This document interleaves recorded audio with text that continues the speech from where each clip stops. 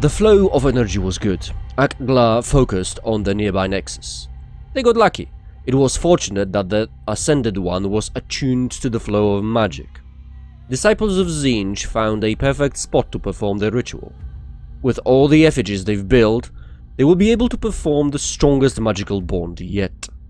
Akgla noticed a faint glow around the Ascended One.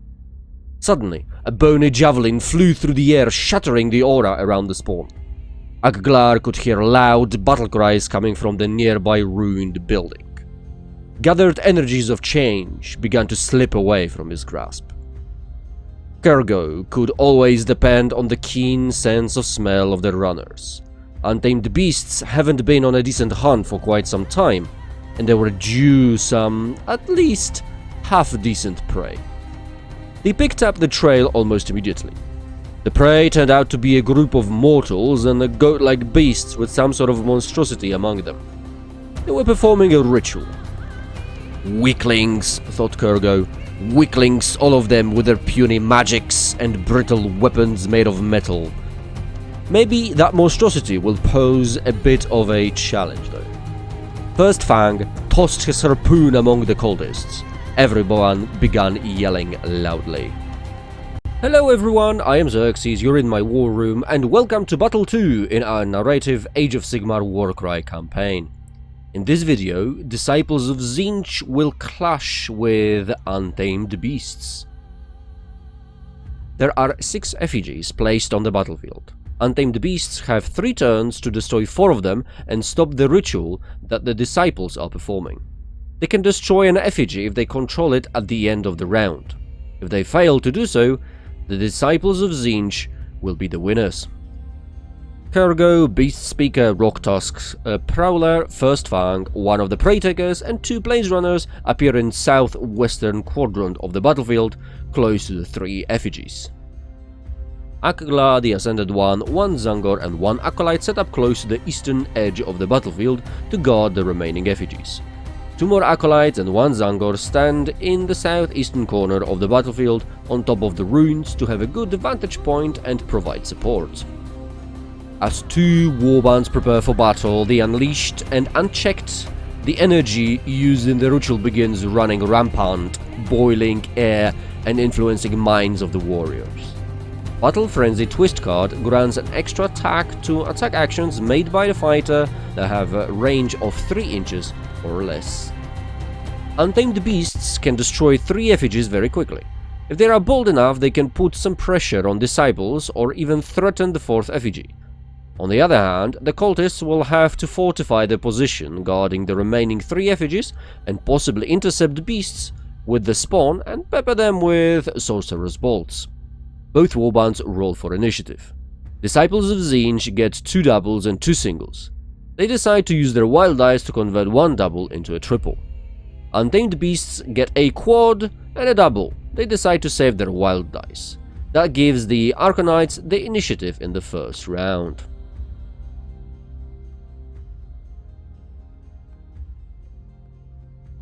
One of the acolytes decides to take point. He moves forward a bit, and seeing his first target through the bell tower, he decides to cast a sorcerer's bolt at the Beast Speaker. Needing 5s to hit, he rolls 2 dice. The magic missile darts through the tower and hits the surprising Beast Speaker for 2 points of damage. One of the Plains Runners runs forward towards one of the effigies, being aware of the spawn nearby. An acolyte with the scroll of dark arts approaches the corner of the ruin to get a better vantage point. Another Plains Runner moves towards the bell tower, cautiously staying in the range of the effigy. Akgla decides to join the scouting acolyte. He sees the Plains Runner creeping up on one of the effigies on the other side of the gulch and decides to cast a sorcerer's bolt at him. He uses the Locus of Sorcery ability on double ones to increase the strength of attack by 1. Needing 3s to hit, he rolls 3 dice. The bolt hits the target in the face for 4 points of damage. Kergo rushes along the gulch to contest another effigy. The acolyte armed with a glaive sees Kergo. He moves ahead to see his target better and casts a sorcerer's bolt. Needing 5s to hit, he rolls 2 dice. He manages to nick the Heart Eater for 1 point of damage. After untangling himself from some pesky bushes, one of the Prey Takers decides to help the wounded Planesrunner on the northern edge of the gulch. Zangor with a Savage Blade runs towards one of the effigies and stands in a threatening pose, challenging Kurgo. Influenced by the arcane madness, Rocktusk Prowler goes into Rampage, with the help of a quad of course, and uses its bonus move to engage both the Zangor and an Acolyte. Then it begins its savage lashings. Zangor is his first target. Needing 3s to hit, it rolls 5 dice. The first flurry of attacks deals 6 points of damage. Second attack deals only 2 points of damage. The last attack deals 9 points of damage. Zangor is nearly hacked into pieces and is removed from the battlefield. Zangor with a shield jumps down and runs towards the closest effigy to protect it. The first Fang shimmies forward along a wall, being in range of the effigy. The Ascended One uses the triple as a double to activate the Rush ability and runs across the battlefield past the Prey Taker and Planesrunner to contest one of the effigies, catching the first Fang off guard. Being forced to act against her initial plans, the Beast Speaker moves towards the first Fang, and after some awkward positioning, she attacks the Ascended One with her whip. Needing 4s to hit, she rolls 4 dice. The hit fails to connect as the whip gets caught on the masonry. At the end of the round, Untamed Beasts burn 3 effigies that they control.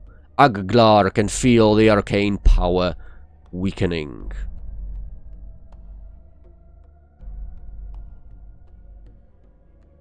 Reinforcements arrive for both warbands, Untamed Beasts from the south and Disciples from the north.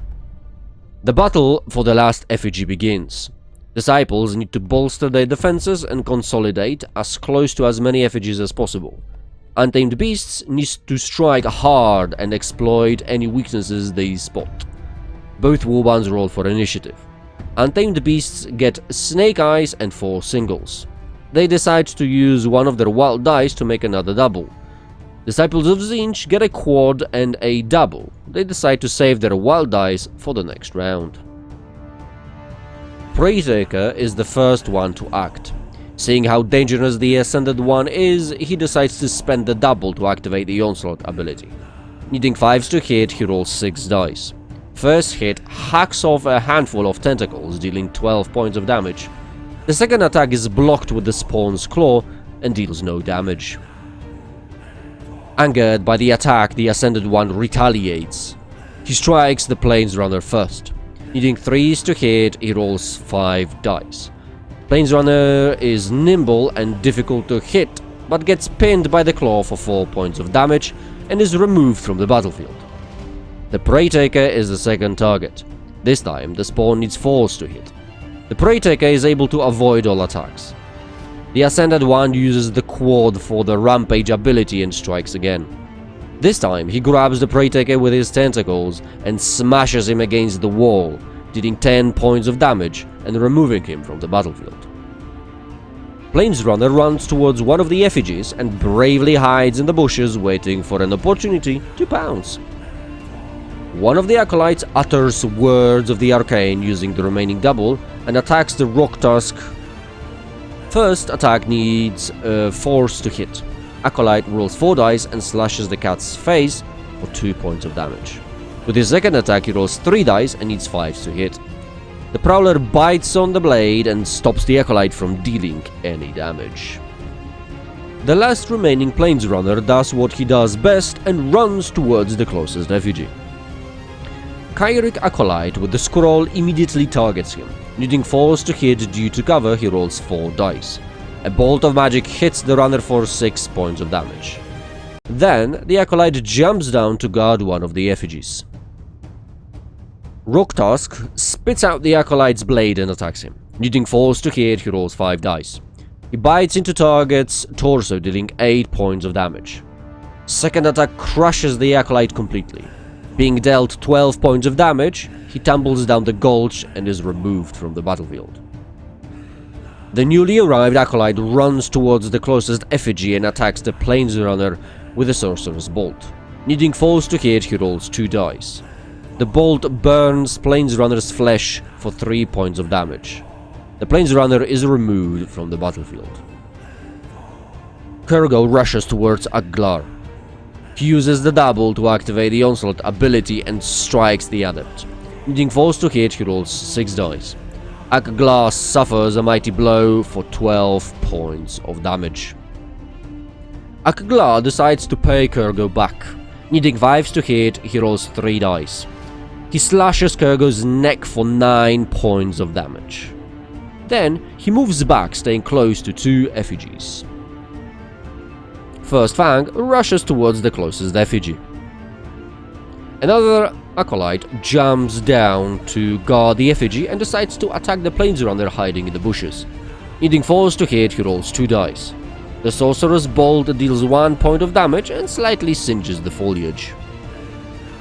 Beast Speaker follows the first Fang to help him seize the effigy. Zango Mutant rushes towards the first Fang and attacks him. Needing 5s to hit, it rolls 5 dice. The first Fang blocks most of the hits and suffers only 2 points of damage. The last Prey Taker rushes across the battlefield and jumps down the gulch, but it's not enough to reach the effigy. Zangor with a shield circles around the column to flank the planesrunner and strikes him. Needing force to hit, it rolls 3 dice and cuts the runner for 2 points of damage.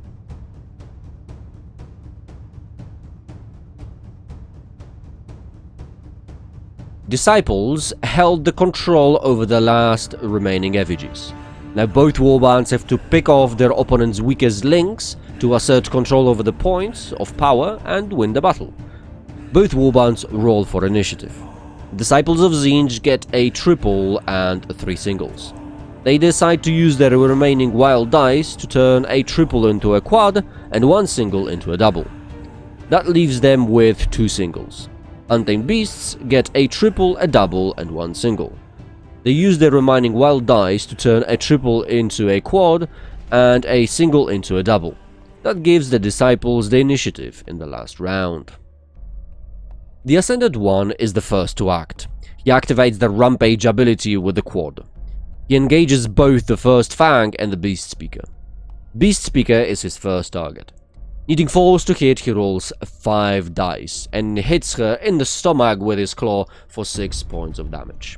Then, with the second attack, he skewers her with his claws for 10 points of damage. The last attack targets the first Fang. He's hit in the back for 6 points of damage. The only apt answer for a rampage is a rampage.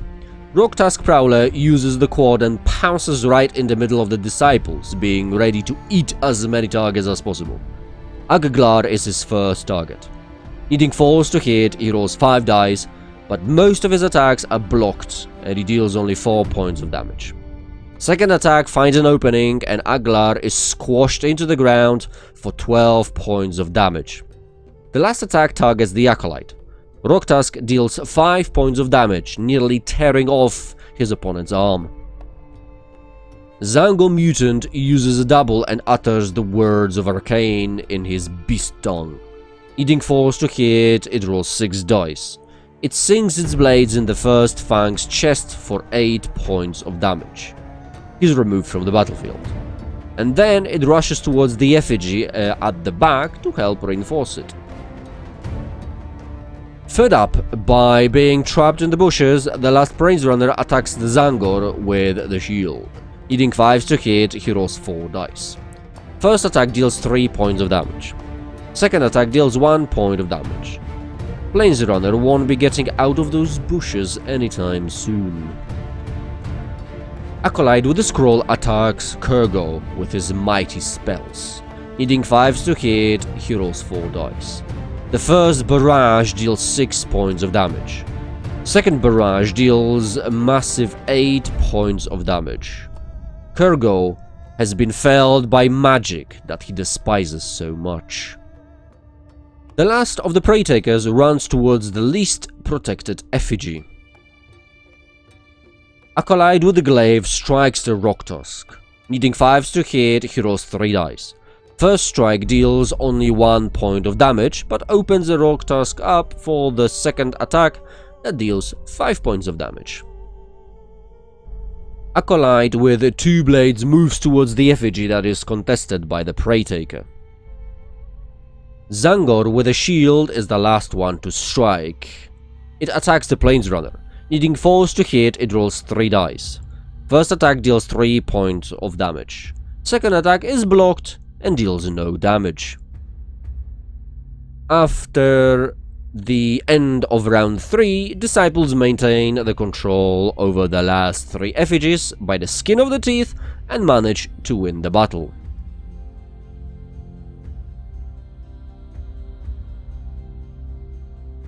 Arcanites of Tzeentch, or Disciples of Tzeentch, are the winners of the match and receive 8 glory points for their achievements in battle.